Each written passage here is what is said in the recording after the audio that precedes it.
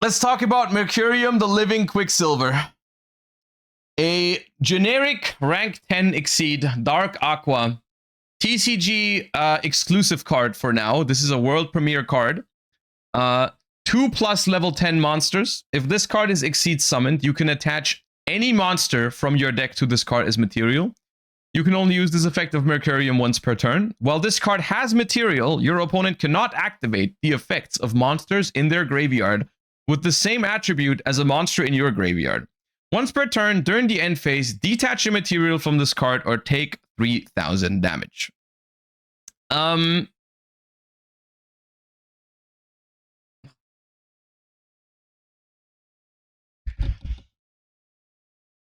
saw a video on Twitter this morning by my friend Bradley Haywood, who summarized the thoughts of the community that I saw online on this card pretty well.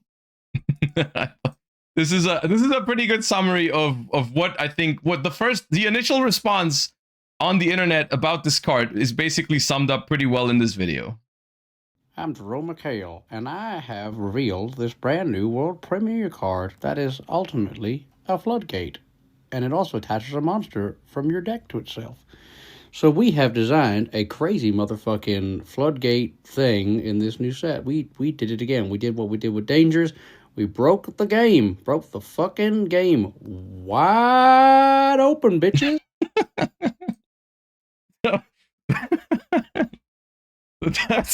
That's basically what everyone's been thinking about this card. I feel like I've seen some people make arguments that this card is not even that good, which is possible. I will say the following thing: I do not know that this card is better than Varudras as a generic rank 10. Like, a rank 10 is not that easy to make, and Varudras is a pretty darn powerful rank 10 already. However, I think strength is not the only thing that matters here, because the question that I'm asking is, what is this card for? Like, what is the purpose of this card? You know, why are we printing this card? But I'm looking at this card, and once again, this is my least favorite type of card reveal, is when I'm looking at a card, I'm reading it, and the best possible scenario that I can think of for this card is if it never sees play. Like, in which world does this card provide, like, healthy gameplay? Like, there's two things here combined in one card that never go well in Yu-Gi-Oh! Number one, Floodgate. Not in every matchup, of course, but like, it is pretty flexible. If you know what you're playing against, this card can basically lock the opponent out of graveyard effects for any attribute. Because most decks have any non-engine in the deck with any given attribute. So like, oh, I'm playing against water. Let me make a rank 10. Let me attach Perulia to it. In the end phase, I detach my Perulia, I win. Right?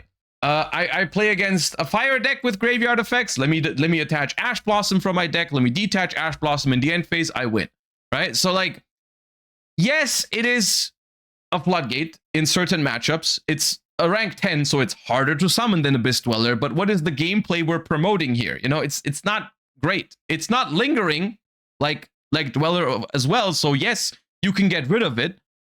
Which is also good. You know, it's not as broken as Dweller, but like, who asked for Dweller replacement?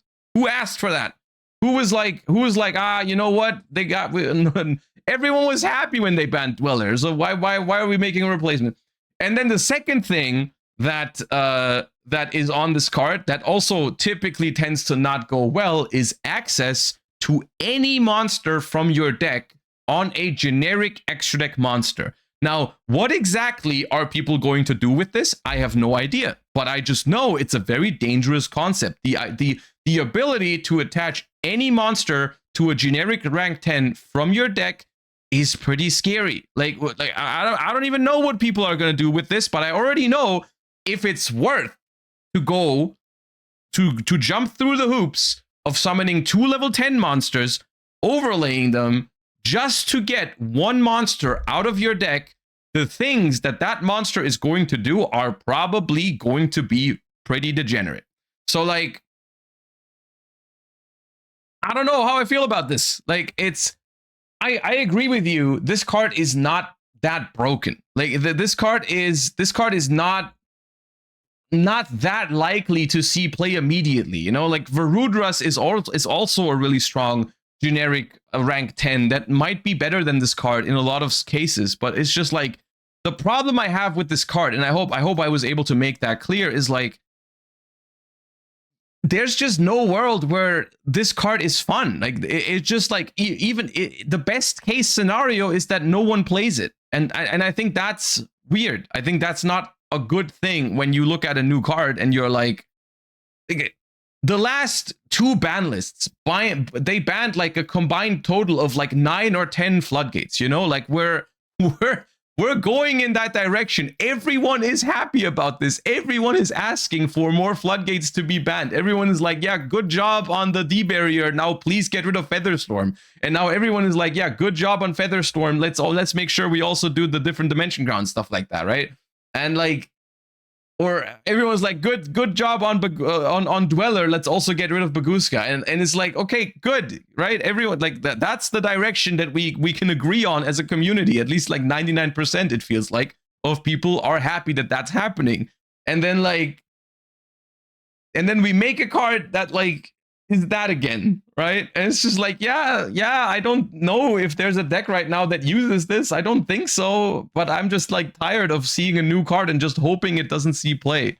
So yeah, this is it's confusing is what I would call it. Like I genuinely believe that in terms of meta play right now, it's probably not going to see much play, but I'm just like confused as to why we're making this, right? It's just like kind of pointless in my opinion, because like either this card sees play and then people are going to ask for it to be banned because the gameplay this card provides is not good, or it doesn't see play. And that just, to me, that just begs the question, why make it?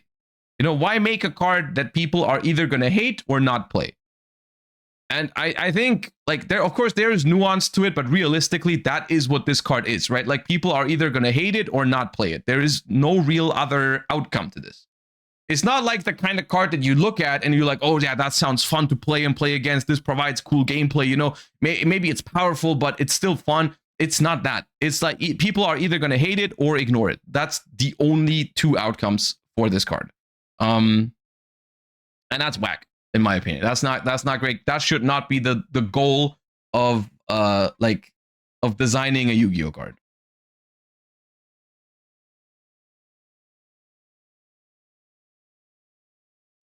So that is my take on Mercurium, the living Quicksilver, I suppose. The artwork is sick though. I will give him that. It's a cool looking card.